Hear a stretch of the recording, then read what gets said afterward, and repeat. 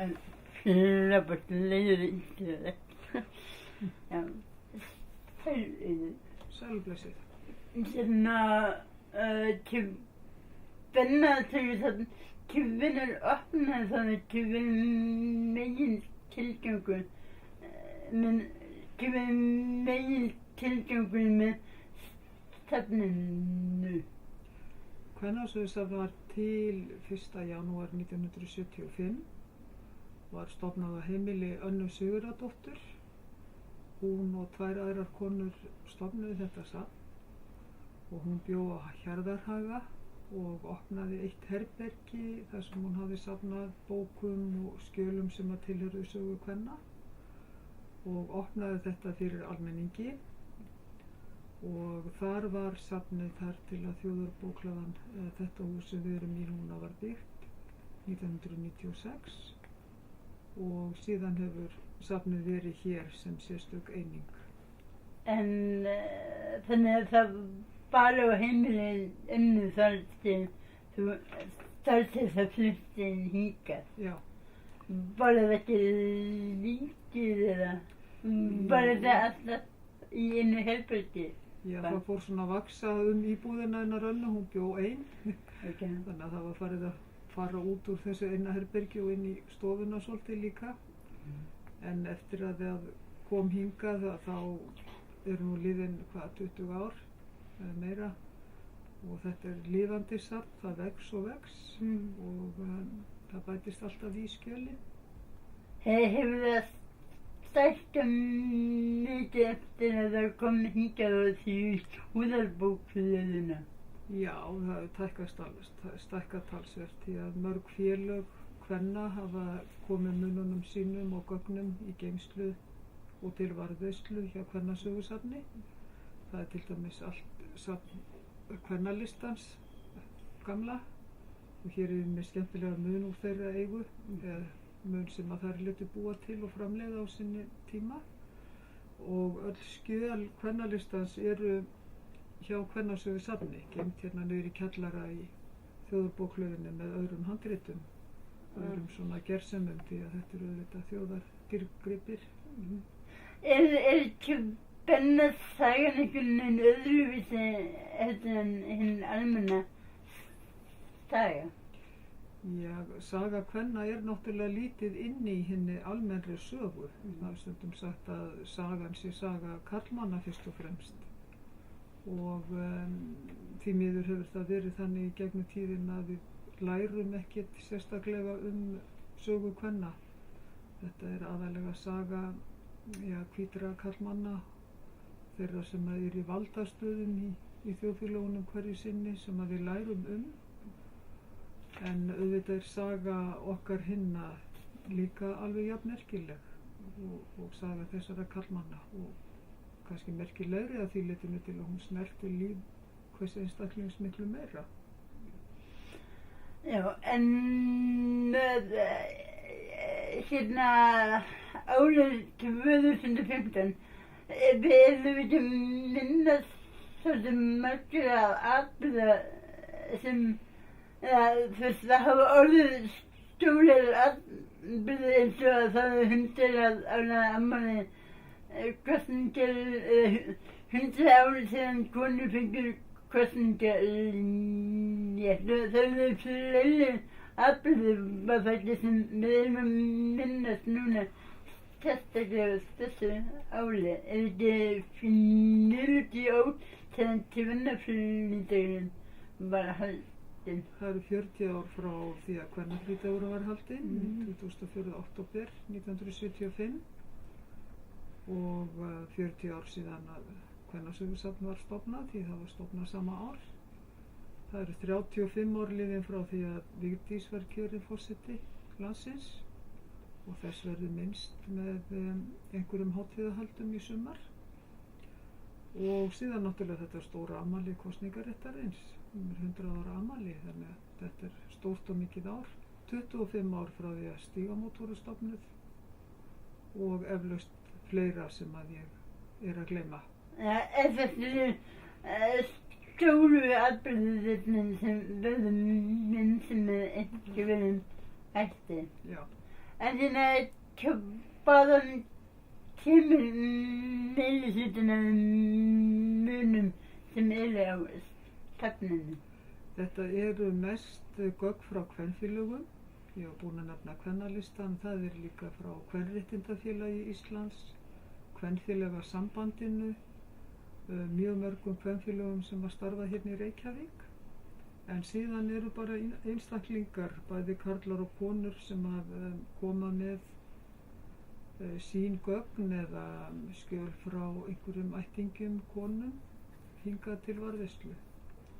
Og þannig að það er mikil saga sem er varðveisla á safninu. Já,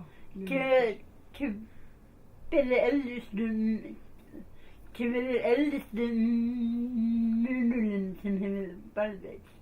Sko, elstu gögnin í kvennasögusafni er ekkert rosalega gömul, en þó orðin 100 ára, því að hér er til dæmis varðveitt frá tíma Bríetar Bjarnhéðinsdóttur.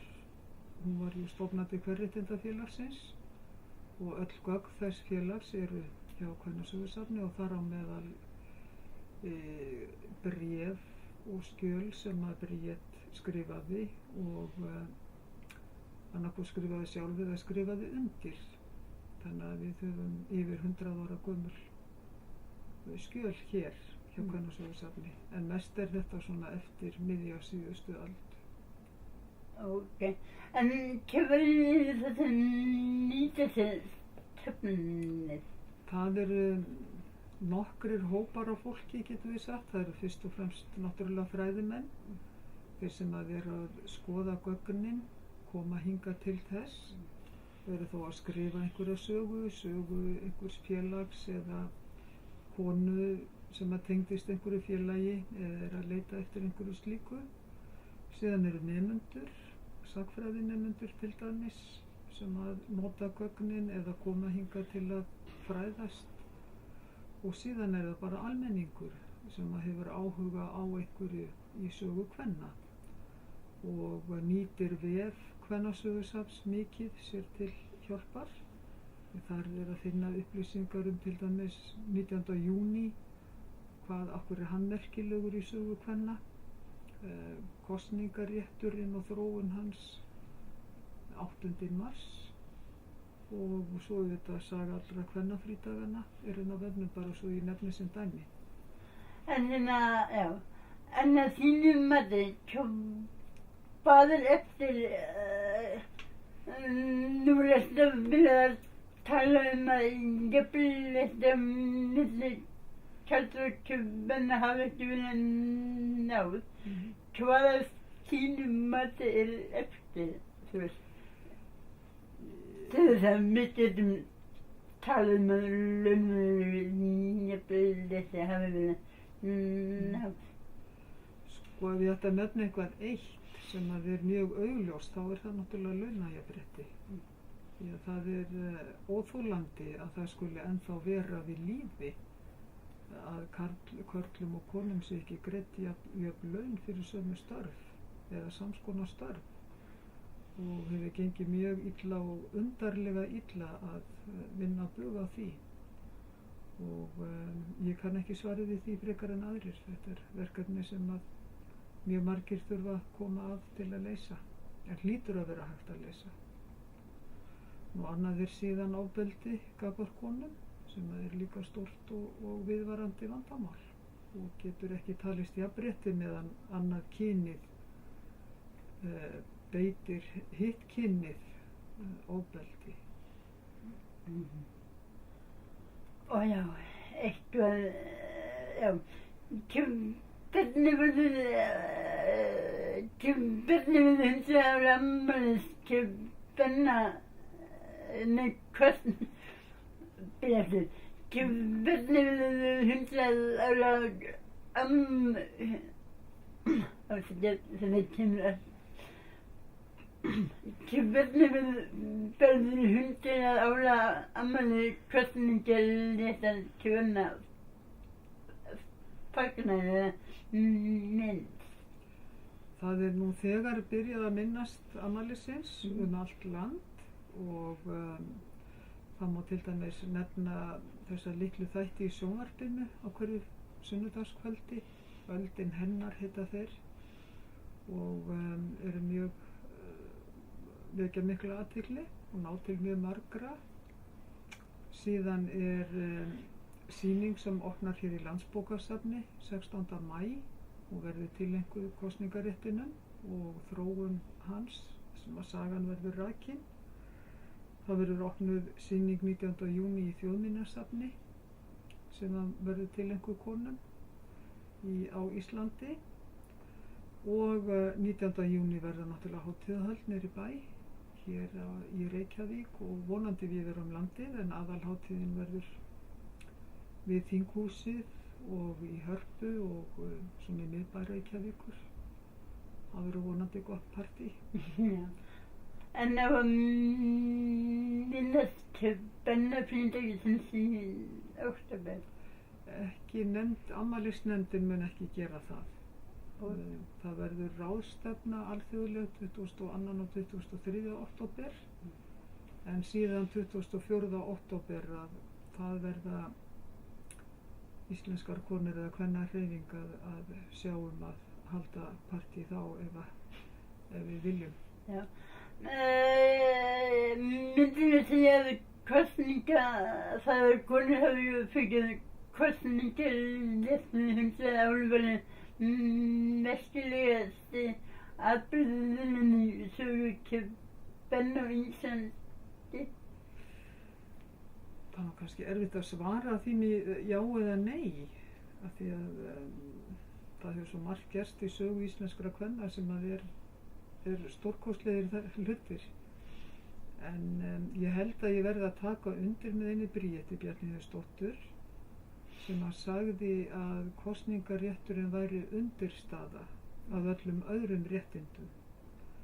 Þannig að við getum eiginlega ekki talað